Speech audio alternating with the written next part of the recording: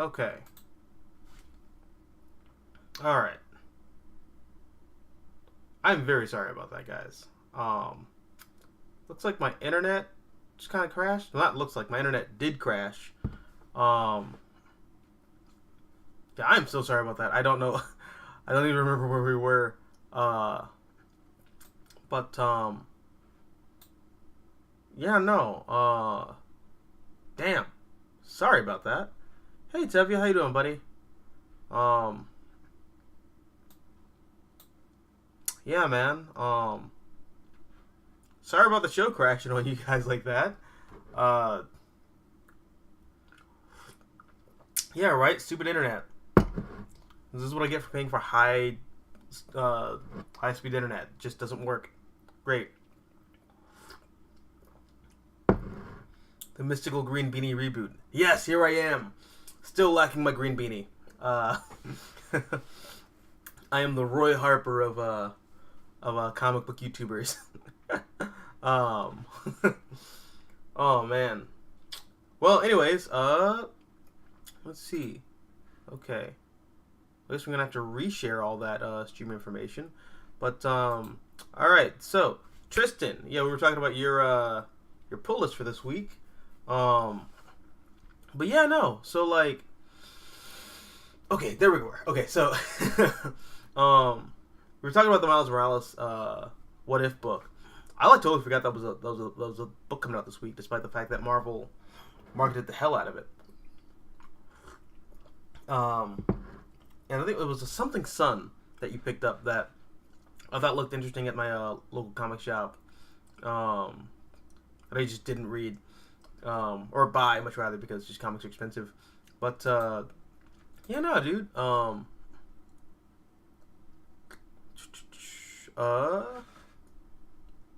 Tevye says, I did a review for The Amazing Spider-Man today, and I still maintain that Beyond Era sucks.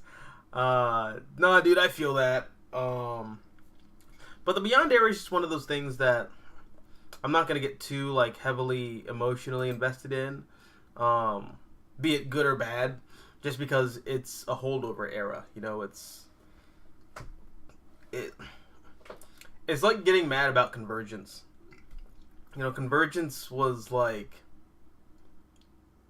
just something that DC needed to print to fill the void between the new Universal status quo and the old Universal status quo, while they were moving from their offices in New York to their offices in Burbank, which they've all been evicted from recently. So, you know, well, that's how that turned out. But yeah, no, I'm not even reading the Beyond Era because I just don't care. But yeah, no. Oh, so speaking of caring, though, here are the comics that I picked up this week. And I got a cool little like free comic book day bag, despite the fact that it is far from free comic book day. But I don't know. Let's see what I picked up this week.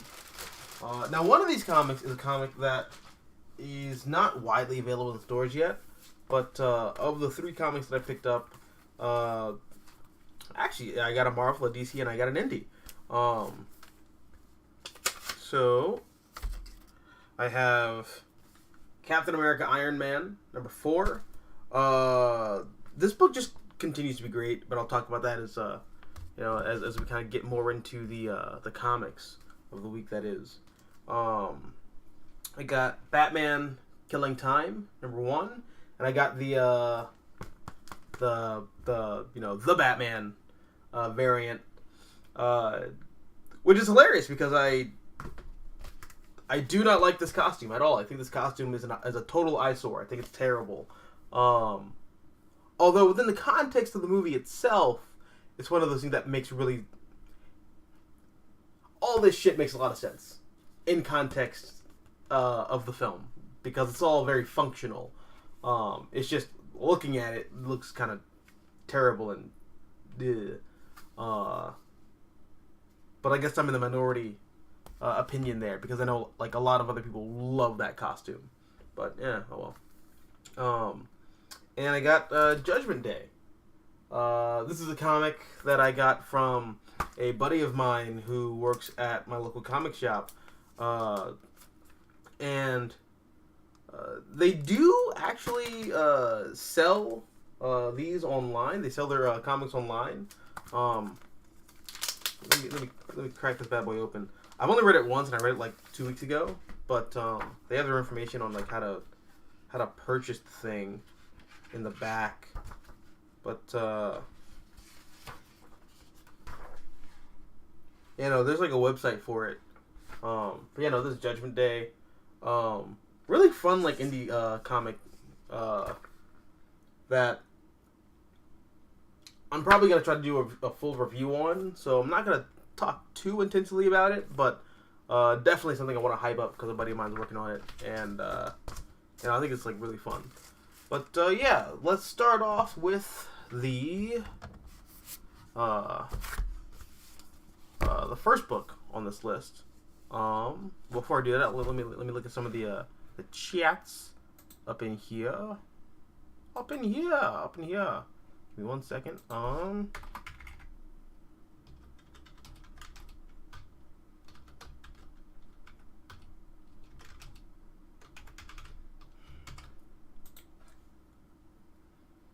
Okay, so from where I left off, Tevia says, I completely forget about the Miles Morales what if, because it just felt lazy.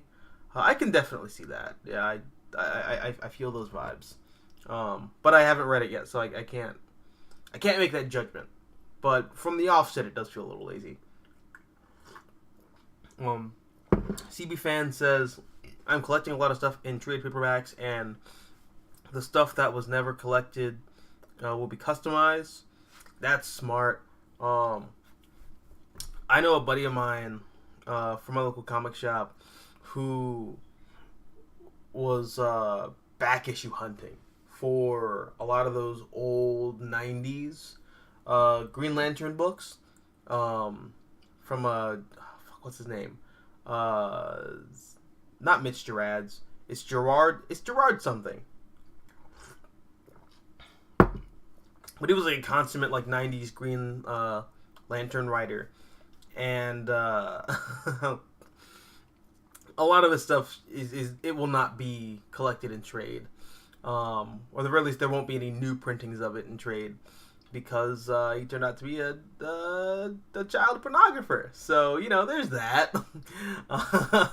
The buddy of mine at my local comic shop was collecting all of his back issues of this Green Lantern run. I think it was like Emerald Dawn and Emerald Twilight and the second Emerald Dawn, and all that stuff, to have like bound in like a custom made like omnibus. So that's definitely something that is quite necessary for certain runs, because some things will just never be put back in trade, which is a real shame, because the writer's just one person, but like comics are like a group effort between like an artist and, well, not just artist, but like colorist, inker, pencilist. Then there's like the editors and the letterers that we like never talk about. So it always sucks when like one person kind of ruins the money pot for everybody. But it'd be like that. Also feels really good to have comics that like are completely out of print. Like I have copies of Batman the Cult. Sorry, I just had a thought about the Batman, but I don't want to talk about the Batman yet because, you'll see my review for that. Hopefully I'm going to upload that tomorrow. But, yeah. I have a lot of thoughts about the Batman, and I really like the Batman. But I'm going to leave that there. Goddamn, it feels good to be excited about Batman comics and content in general again. I was going on a tangent. Sorry about that. Good job getting your stuff customized. That's. I'm glad you have that opportunity, CB fan. Tevye says, The Beyond era just feels like killing time. Same like Convergence. Yeah, well, that's because it is. It literally is. Um, Tevia, I will give Convergence this. At least it gave us Jonathan Kent. Yeah, it did. I every so often I forget that, and I have to remind myself. Oh yeah, John Kent's not a Peter Tomasi creation. John Kent is a that's I think Lee Weeks and Dan Jurgens creation. Um, Tristan says I really like the Sam Wilson Black History Month variant cover. I did too. In fact, I should have picked that up. In fact, actually, I'm gonna go to my local comic shop again this Friday and probably exchange it because I love the Alex Ross covers, but that Sam Wilson cover is really cool. Also, I really like. I'm not sure if I'm in like the minority here, but I really like Sam Wilson's Captain America costume. I think it looks really cool. Although I'm also like a weird heretic in that sense where, in the same way that I feel like Ben Reilly consistently has better Spider-Man comics than Peter Parker, I think every Captain America legacy has a better Captain America costume than Captain America. Or I guess Steve Rogers, much rather. Except, I don't know. I really like the Hydra Cap costume. I really like that costume a lot, but something about the Sam Wilson costume just it looks bitchin', dude. It looks really cool. It might be the white on the not cowl. It's like I would say a mask. It might be that. I don't know. Just it looks really cool. And it also translates to live action very well. Although I think most Marvel characters have costumes that translate to live action really well.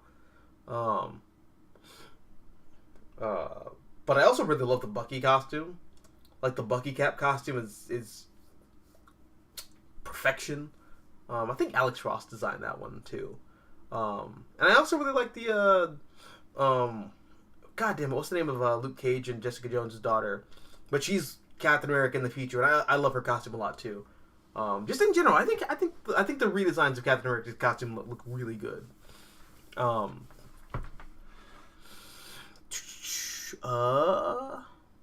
Tevye says, "I'm hoping to see the movie soon." Oh, the Batman? Yeah. I think you might like it. Tevye says, "I did read Dark Knights of Steel yesterday, and I thought it was interesting, but oh man, I am tired of the whole evil Superman stuff."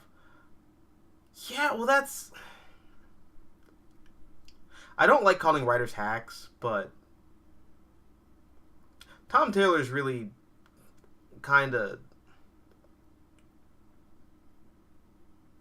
I don't know if I want to finish this sentence. Because Tom Taylor's a really cool guy, and I don't want to like say anything bad about him, but like, it's one of those things where your biggest hype train is Injustice, and Injustice isn't even really all that great. I'm sorry, man. But I mean that's like me talking, you know. I'm a diehard comics head. Like I grew up reading comics, and that's just like me and my bias. But I don't know, man. Just I understand why people who don't really fuck with DC Comics like that, or like aren't super familiar with DC Comics, put Injustice on like such a high pedestal, but. For me personally, just Injustice is kind of underwhelming. You know, it's more evil Superman because Superman is evil and Omni-Man and what if Lois Lane died? I always find those takes weird because like we've talked about Superman a lot before, but like. Of everyone in the Justice League, Superman's like one of the only people who's like a regular person. You know, like Superman, like of the original Justice League, Superman and the Flash are like regular people. Everyone else is like a billionaire or, an intergalactic soldier or a king or a princess warrior or whatever the fuck, or like an intergalactic space cop who even then on Earth was like a test pilot, like a Chad test pilot. Like, Superman and Flash are just like regular old people, And what happens when a regular old person faces tragedy? They just kind of accept it and keep going with life. That's human, I feel. But I don't know. Hold on one second. Just gonna free up some more bandwidth here. Shit. That's not my code.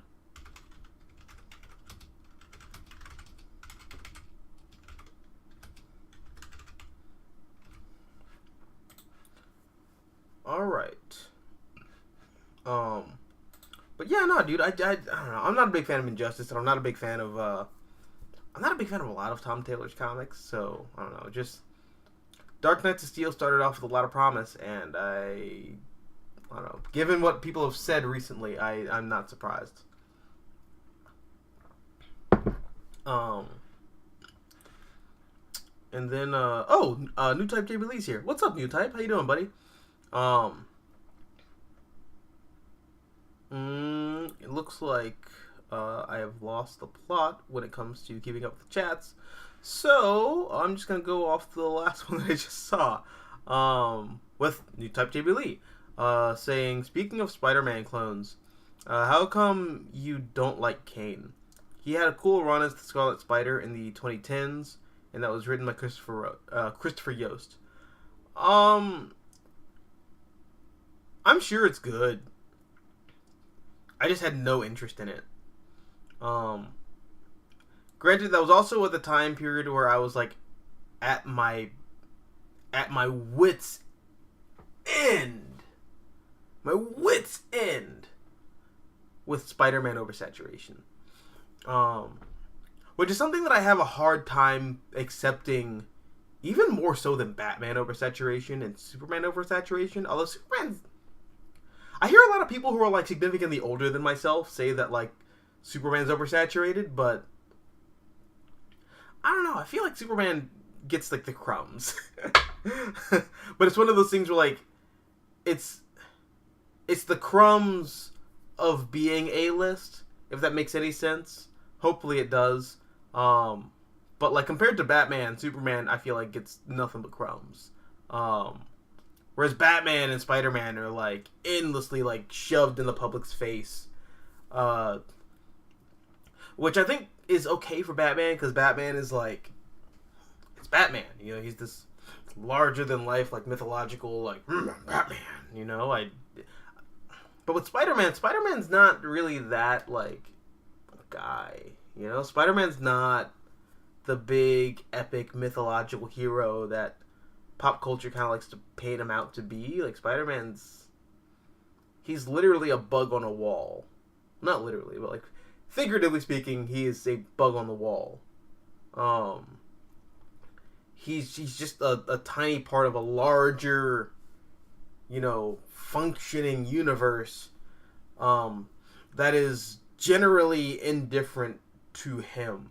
So when you kind of introduce like all these other like Spider-Man family members, I feel like you kind of start missing the point of what makes Spider-Man Spider-Man.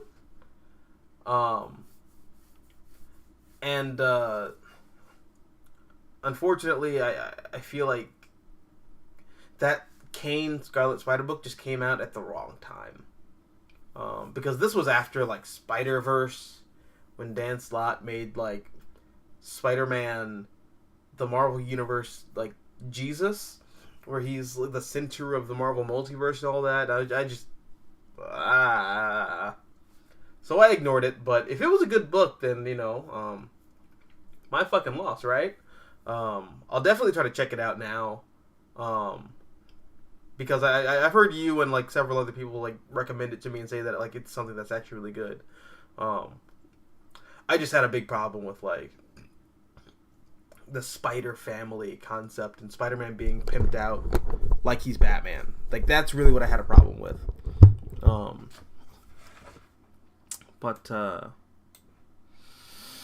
Yeah, no, I'll check that out if it's in print. CB Fan says, "Oh, how about give me 1 second." Oh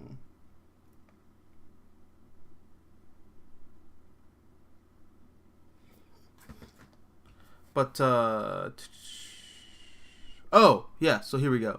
CB Fan says, "Is Frank Miller still making comics, or did he get canceled in our post 2016 cancel culture war society? LOL." Frank Miller, to my knowledge, is still making comics. But I think Frank Miller is semi-retired.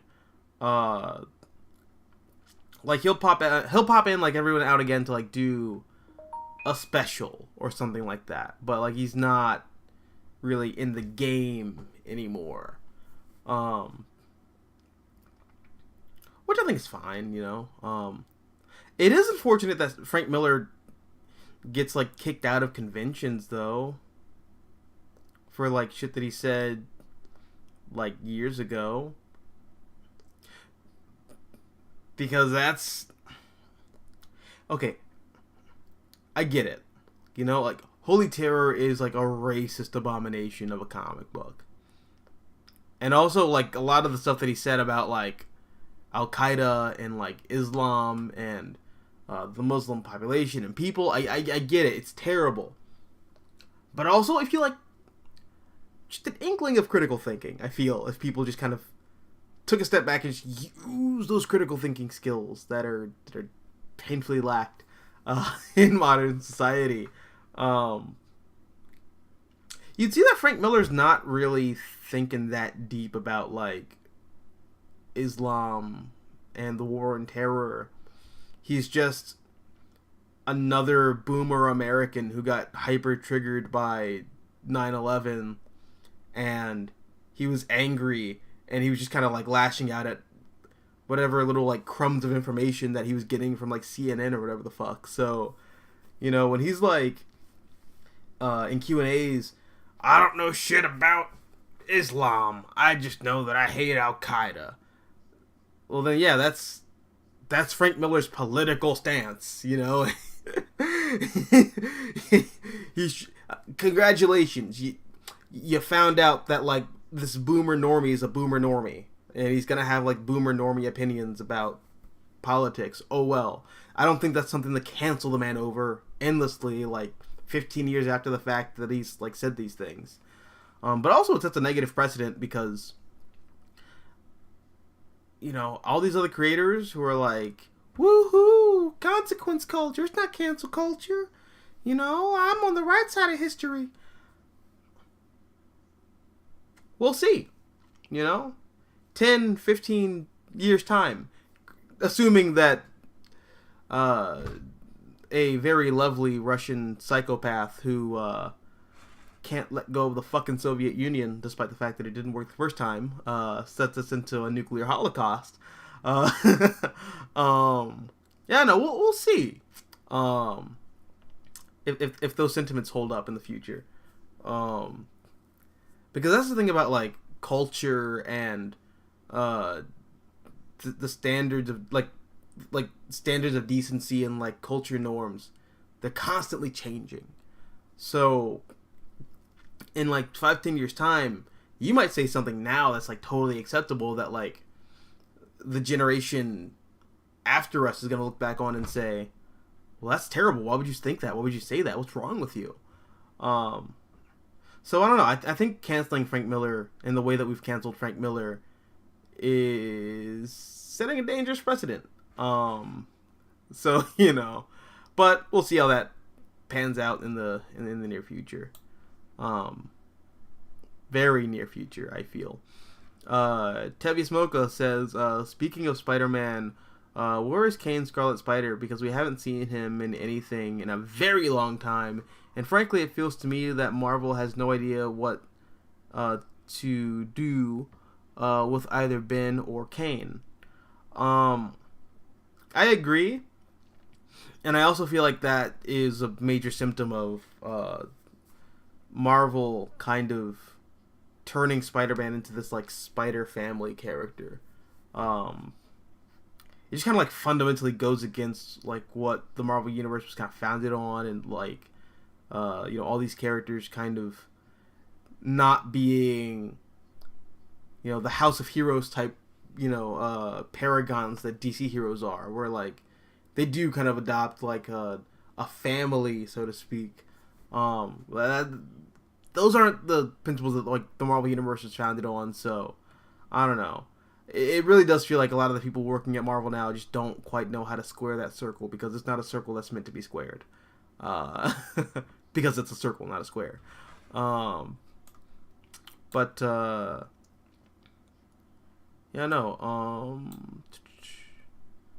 says, I'm happy that we are getting Deceased 3, so that's good news, and I'm very intrigued to see what they're going to do with the end of that saga. I'm glad you're liking it, man. I'm just not a big fan of the Tom Taylor stuff. I see the appeal, it's just not for me. CB Fan says, Injustice, a Mortal Kombat fans DC Universe.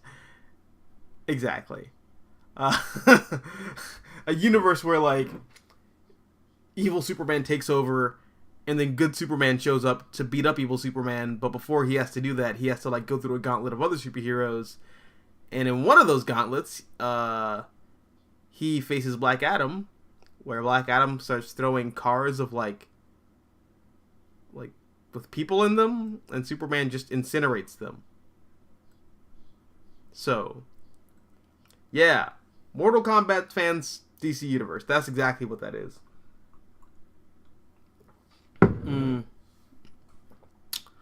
Tevia says, yep, especially Wally West, Flash, who's also a good father to his kids. Yeah, man, dude, it's weird. I was just talking about Wally West earlier with a buddy of mine.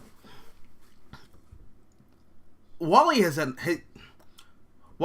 an amazing progression of character.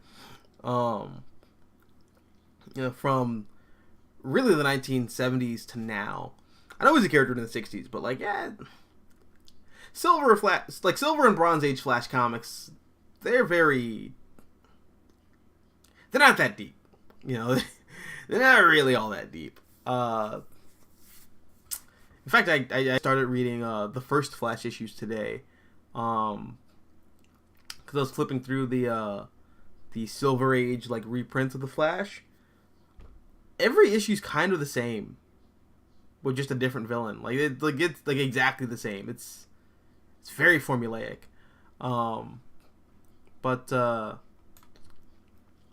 Yeah, no, dude. Wally West as a character has a really fascinating character trajectory, where he goes from being the oh no, my stream frozen? Oh shit, hold on a second. Let me see. Okay, looks like I'm doing good. But yeah, no, Wally West kind of goes from being this goofy kid, cousin or little brother that everyone kind of looks at as you're just kind of the kid of the group, and nobody really takes seriously, and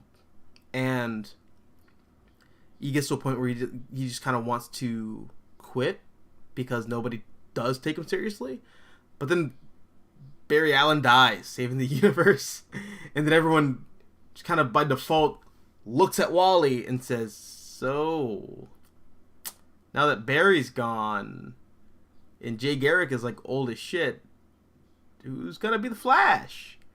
And Wally then has to come out of retirement from the superhero business and become the Flash and fill the roles of Uncle Barry, and he's in this weird point where he's the same age as like his peers and his friends from the Teen Titans, but the Titans are still in that like phase of being like, hey, we're in college and it's the fun time and we're the fun superheroes, but like Wally has this responsibility to grow up and be a part of the big leagues and be part of the Justice League. So Wally's in this weird situation now where, you know, he's still a kid, but he's playing with the adults now. Just very fascinating stuff. I love Wally West as a character. He's one of my favorite legacies in comics. Let's see. Tevye says, however, I do have a theory that the evil Superman in Dark Knights of Steel isn't Kal-El, but a shapeshifter since he wasn't affected by kryptonite. Maybe, you know. CB fan, Wally West, DC's red-headed stepchild. You're not wrong there. You really aren't.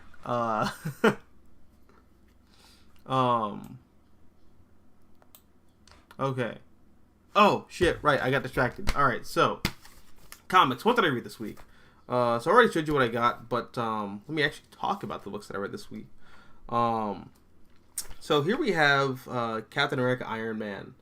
And, dude, alright, I don't know this creative team. Derek Landy and Angel Unzueta. They literally just kind of... It feels like they came out of nowhere. And honestly, I could not be happier. Like, they just kind of... I don't know, dude. They just kind of delivering really fun, like, quintessential, like, superhero comics, like, action. And I've talked about this a little bit in, oh, it says I froze? I'm sorry.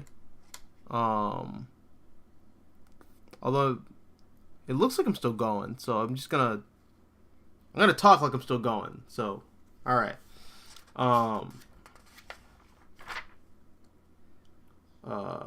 Okay, so,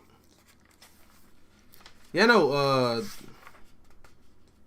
this Captain America, Iron Man book is, like, really fun. It's a really fun, like, trip down memory lane with the Marvel Universe and some of those characters from the 50 State Initiative era, and a lot of stuff that just kind of got memory hold in the Marvel Universe. I don't know, man. I'm really liking this comic. It's totally a Marvel Comics fans wet dream right now in terms of like what you can get from Marvel superhero content, especially like now when it feels like so much of the Marvel Universe is catering more towards MCU fans rather than Marvel Comics fans. This doesn't feel like that at all, and I'm absolutely loving this. It's great. It's really fun. Now we have another one that's like very interesting. And hopefully I'm not still frozen. But Batman Killing Time. Evidently this definitely feels like an early years Batman story.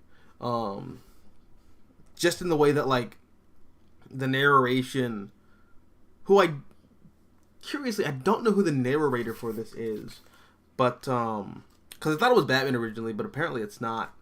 But there's this omniscient narrator throughout this this comic that talks about the events that unfold in this with kind of expert precision.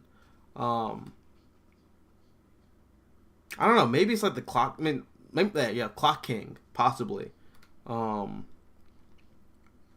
Because time's a big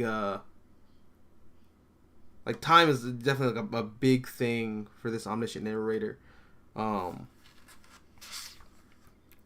yeah, no. Early years Batman story. I don't know when this takes place in like the Tom King verse, because I know War of Jokes and Riddles takes place after the events of Zero Year. Although I don't know how long after the events of Zero Year. But Riddler is definitely like immediate post Zero Year Riddler. Like Zero Year kind of just happens, and then Riddler escapes.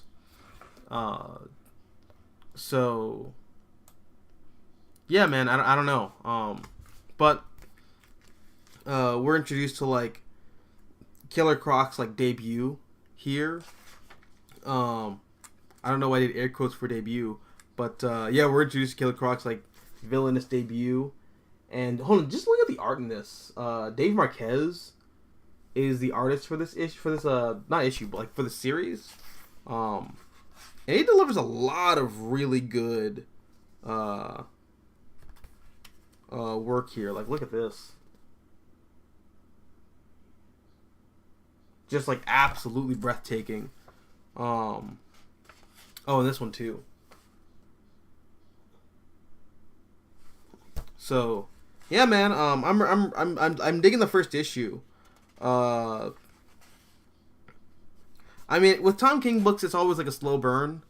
I know that I'm definitely in the minority of people who really enjoy Tom King's Batman. Although part of my enjoyment for Tom King's Batman is that as much of a Batman fan, as much as I am a Batman fan, I am also a huge Daredevil fan. And Tom King basically gave us like an 85 issue Daredevil run with Batman, which, you know, everyone's mileage is gonna vary. I get that, and that's fair. But I dug it for that.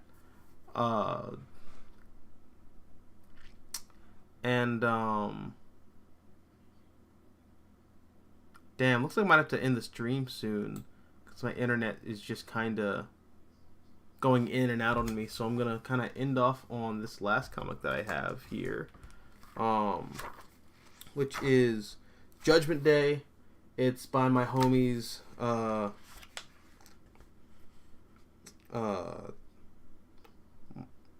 they actually have pseudonyms. I don't want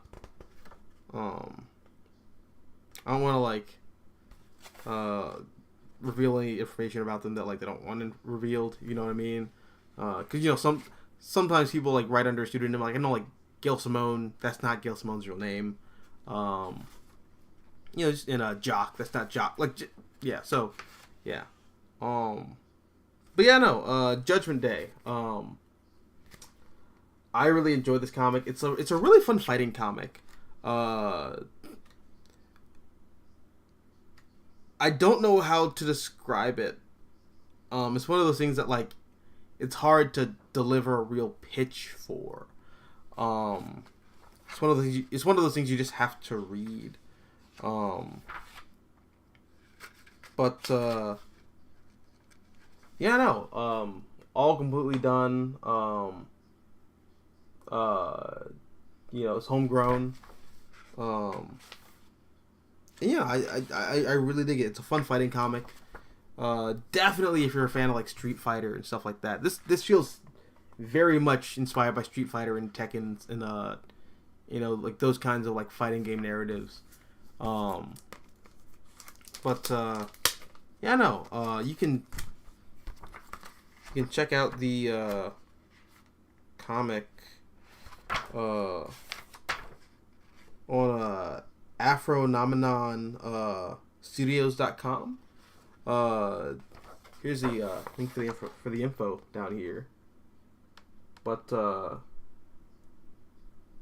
Yeah, no, I highly recommend checking this out if you're like into fighting games and stuff like that, and like fighting narratives. This is really fun. I think the art's really good. But yeah, no, I might end the stream a little early just because like I don't want I don't want the stream to crash again. But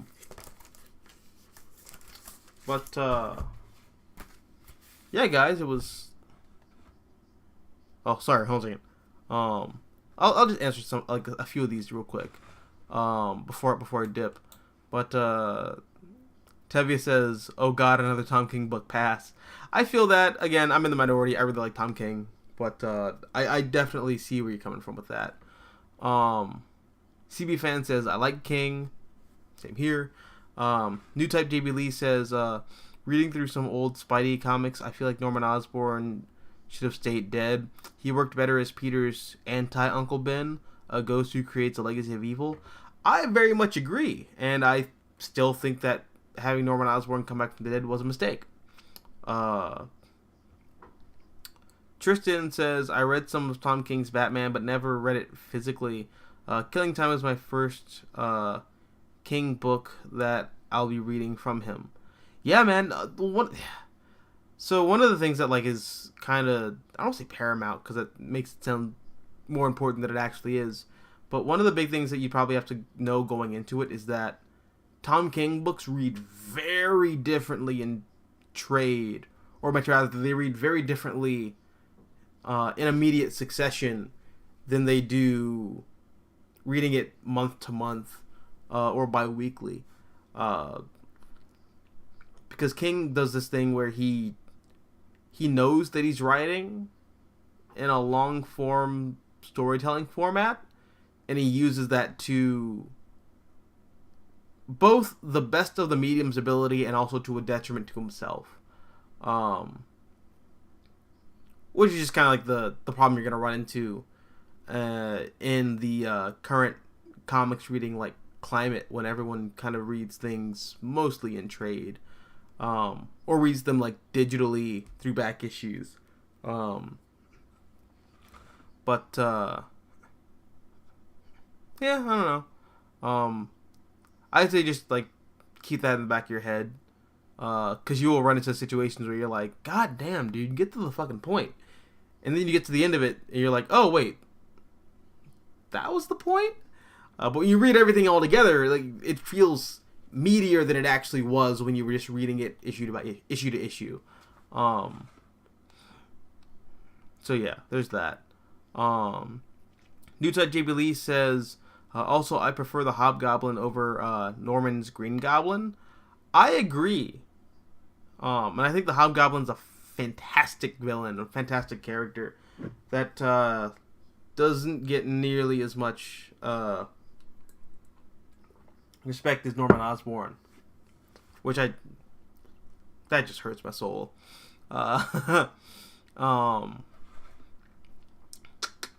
Tristan says, "MGB, do you recommend some of these Tom King Batman stories? I Am Gotham, yes. I Am Bane, absolutely. Rules of Engagement and City of Bane." I like Rules of Engagement more than most people, but you know, your mileage may vary. City of Bane, I think, is really bad. I think City of Bane is really bad.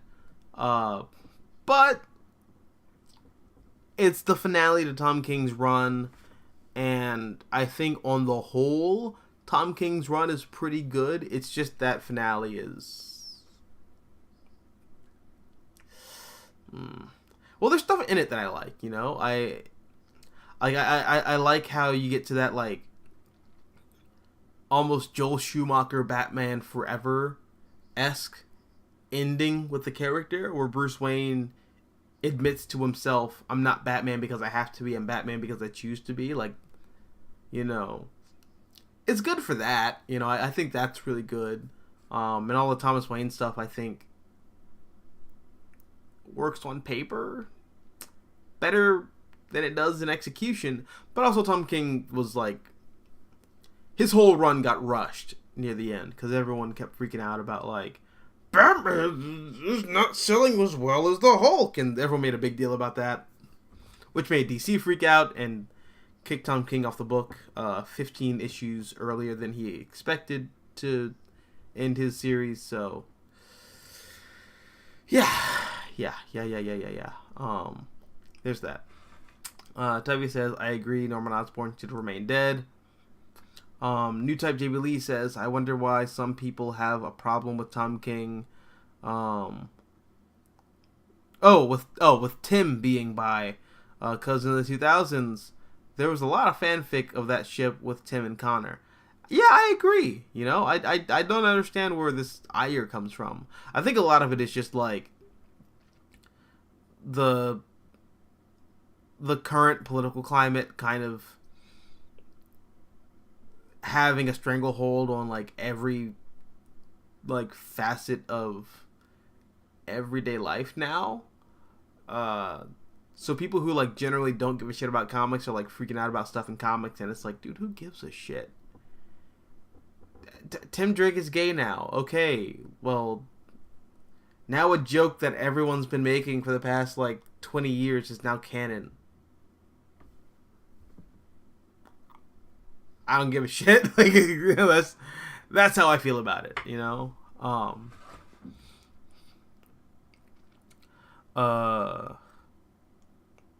Tristan says, do you recommend Batman by Scott Snyder Volume 1 and Static Season 1? I don't recommend Static Season 1. I'm sorry. Although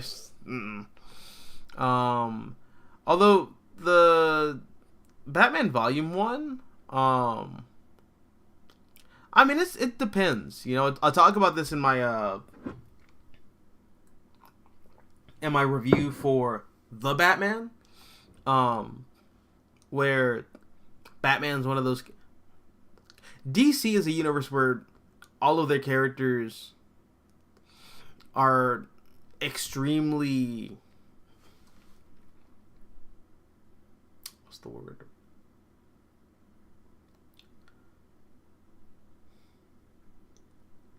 Versatile. So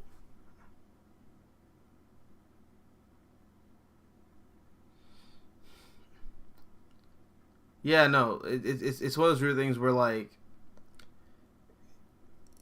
if you ask me personally, I'm not a big fan of Court of the Owls, but I am also I'm in the darkest depths of the minority there, because tons of other people love Court of the Owls and they love Scott Snyder's Batman, so I don't know. I'd say check it out and just kind of make that up for yourself.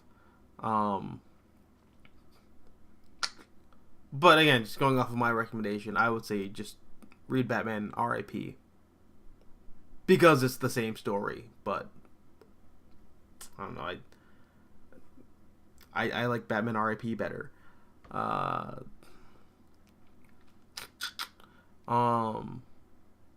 and then the last couple, then I'm really gonna have to leave, because my internet's just it's quitting on me.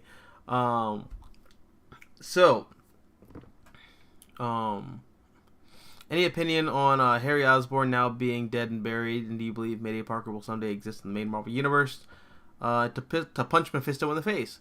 I don't think that Mayday will ever come back in the main Marvel continuity, but I'm glad that Harry's dead, because Harry never should have come back in the first place.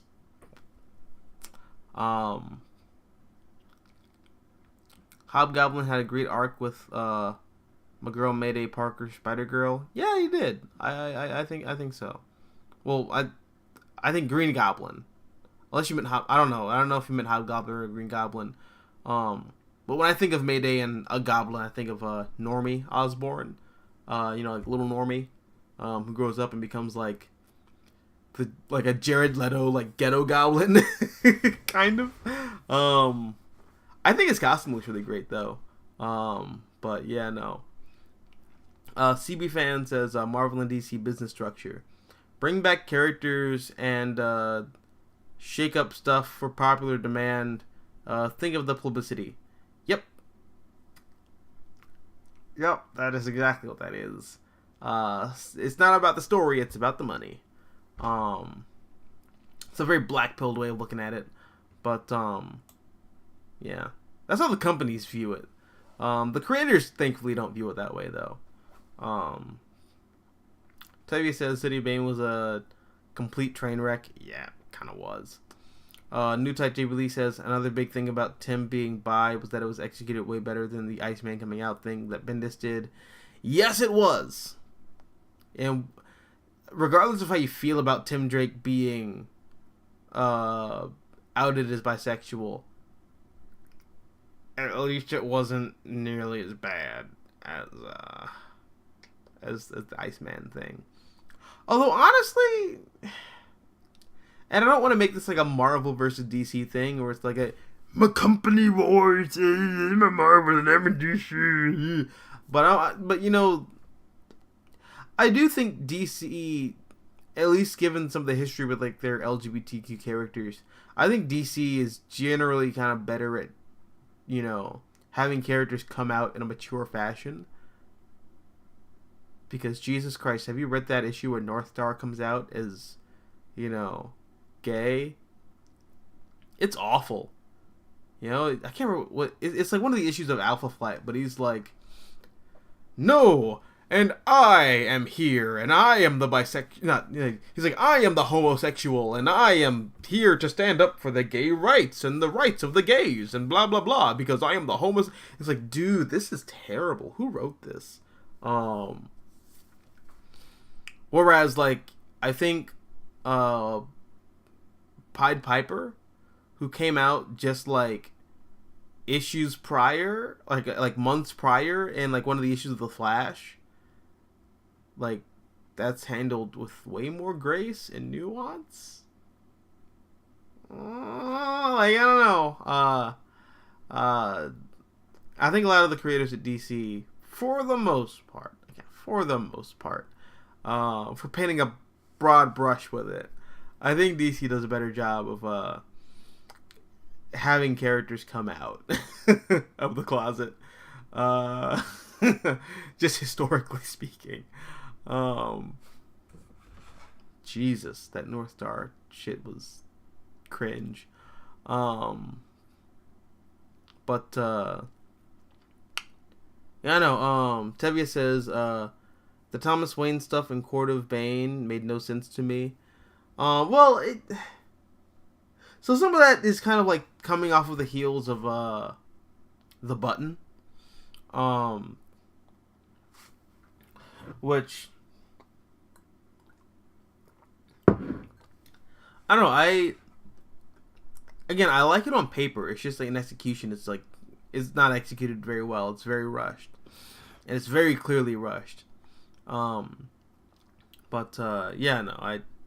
no, yeah.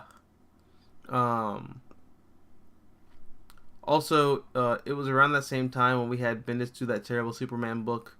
That was around the same time as Tom King's Batman. Yeah, although I say what you will about Tom King's Batman, at least you can kind of ignore it. You know, like, if you're not a fan of Tom King's Batman, you can kind of just like gloss over it and go like, well, that didn't happen. You can't really do that with Bendis' Superman. Like, Bendis shows up on Superman and like kind of breaks everything and then says, here you go, have fun.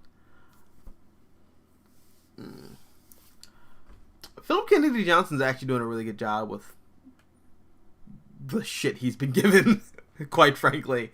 So, you know, yeah, and I'm but I'm gonna do a video on Philip Kennedy Johnson's run on Action Comics. It's just, Jesus, that man deserves a medal for working a fucking miracle, making the Action Comics book readable.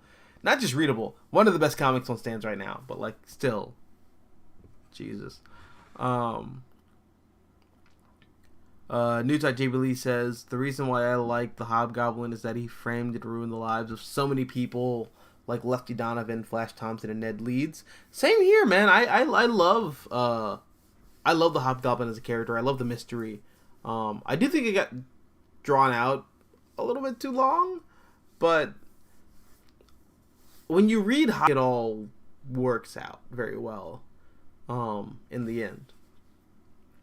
Tevye says, why can't DC stop ruining Tim Drake's Robin character?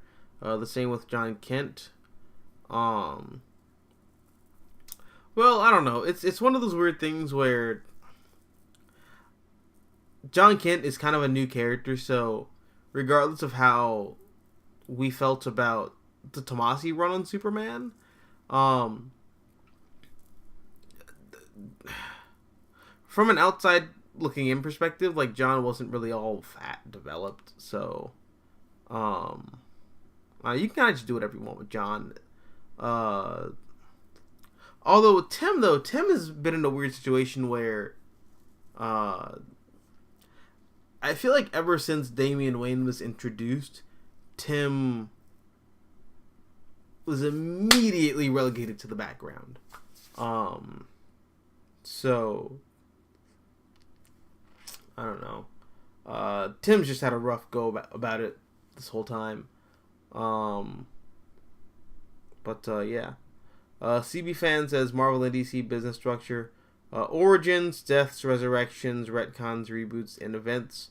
All publicity is good publicity. Yeah. We're seeing how that's panning out. Tevye says, question. I'm just wondering, how would you've done the New 52?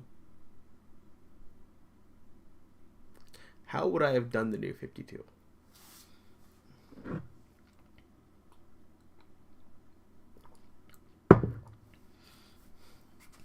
So I've actually thought about this a little bit.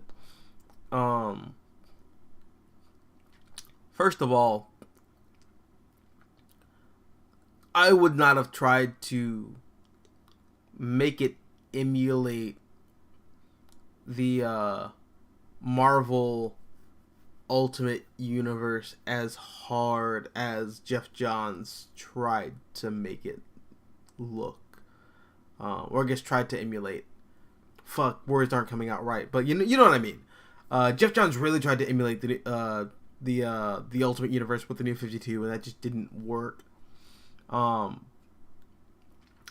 would have used Earth 1 as the framework. In fact, I would have just made the Earth 1 graphic novels the new de facto DC universe with, Earth 1. And just, instead of making them graphic novels that come out like every 2 years, crank them boys out every month. That's what I would have done. Because the thing with the New 52 is just a lot of really decent ideas just kind of lazily slapped together and made this like makeshift DC universe where some things from the old universe carried over, but other things didn't. And it just doesn't work, man. No, dude. No.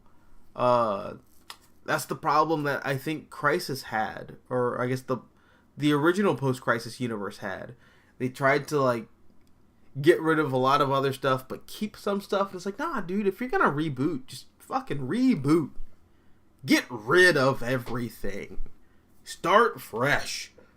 Because if you're rebooting, you're scorching the earth. You can't scorch the earth and say, oh, well, but I want that house, though. That house has to stay there. No, everything has to go. Everything has to go. You gotta start fresh. And that's what I think the biggest problem with the New 52 was. They didn't start fresh enough. They wanted to have their cake and eat it, too, where, Superman's young, and, but also Supergirl exists, and Superman's fought Lex Luthor for all these years, but all the history is there, but not really, because he's super young.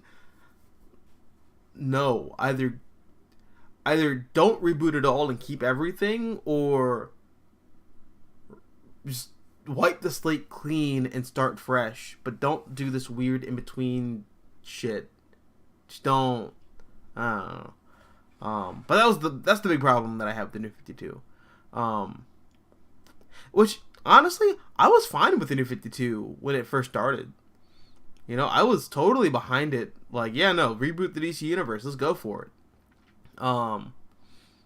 Which more people were in that camp than I think we like to admit. And like retroactively say, like, oh, well, actually, I didn't want the New 52 to happen because reboots are bad. Blah, blah, blah, blah, blah, blah, blah. There were a lot of people after, what was it, like, Cry for Justice and, like, all the shit that was going down, like, post, Grant Morrison and, God damn it, who was it, J.G. Jones? Final Crisis, like that whole like post Final Crisis era for DC, a lot of people just were throwing their hands up, going like, "Fuck it, reboot the universe. I don't care anymore. This is just confusing, and I don't care. Whatever, just get rid of it." It's not the ire for the New 52 isn't the fact that it's a reboot. The ire is the fact that it's a reboot that wasn't done properly. But yeah. Alright, here we go. Here's the last one. The actual last ones. And drop some likes in there. I see y'all up in here. I see y'all up in this chat. Give me some likes. Come on. Go for it. Go for it. Come on. Come on. But, New Type JB Lee says, I'm not opposed to Iceman being gay because other writers like Scott Lobdell and Marjorie Liu wanted to do that first. I think is what you were trying to say. Do that first. It's just that Bendis' execution was very tone deaf.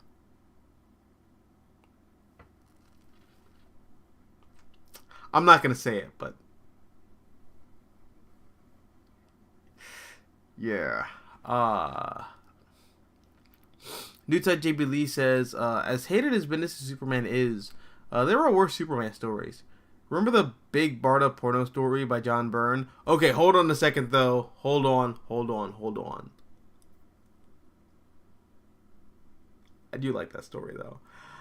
It's weird because I think you can do something very interesting with that bit of history.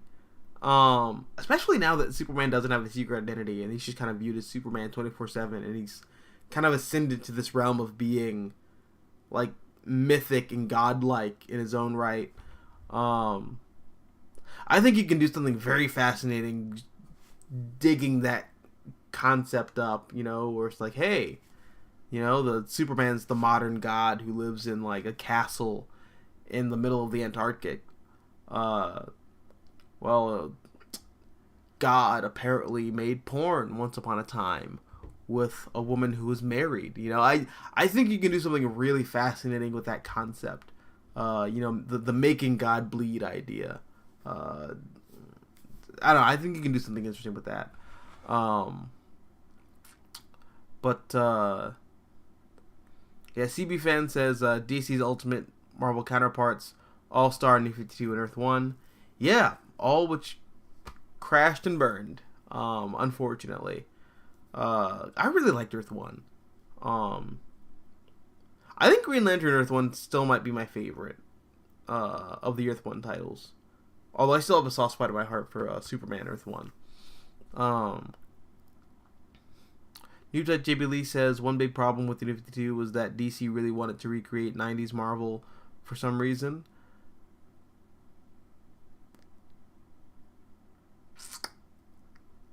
I'll finish this and then I'll get to my thought. They hired Bob Harris and Scott Lobdell. Also, they let Jim Lee design everything. Yeah. Although one of the big problems that DC has in general, not just trying to replicate what Marvel did in the 90s, DC's big problem is that they look at what Marvel's doing and they try to be Marvel. And it's like, dude, what the fuck are you doing, man? Like, you're not Marvel. Stop trying to be Marvel. So, yeah, I don't know. That's just a big problem that DC has in general, though. Like, trying to be Marvel when they don't have to be. Frustrating. Oh, CB fan, you said you gave me a like. That's awesome, buddy. Thank you. And goes on to say Superman and Big Barda, Kryptonian pounding. LOL. Yeah, yeah. This is a family show. I'm not gonna go into some of the other stuff, but yeah, that's exactly it. And last one here. New Type JB Lee says, I feel like the problem with the Big Barda porno story is that it felt like a middle finger to Jack Kirby, especially since John Byrne criticized Jack Kirby's fight to get his original artwork back. Oh, that's shitty. Oh, man. Well, in that case, I don't know. I feel really bad about the... that makes me feel kind of bad. Damn, dude. I know John Byrne was, like, one of those guys who would, like, prank call Jack Kirby and, like, call him a hack and shit like that. But that, I don't know. The whole thing with, like, fighting to have him, like, not have his original artwork back, that's really shitty. Damn. That sucks. But, yeah, no. Anybody want to leave us off on, like, a more positive note? Because I don't want to leave off on that note. That's pretty scummy and sad. Come on. Comment anything. I don't care. Just keep it like Magic Johnson. Make that shit positive. Come on, buddy. I know y'all got something in there.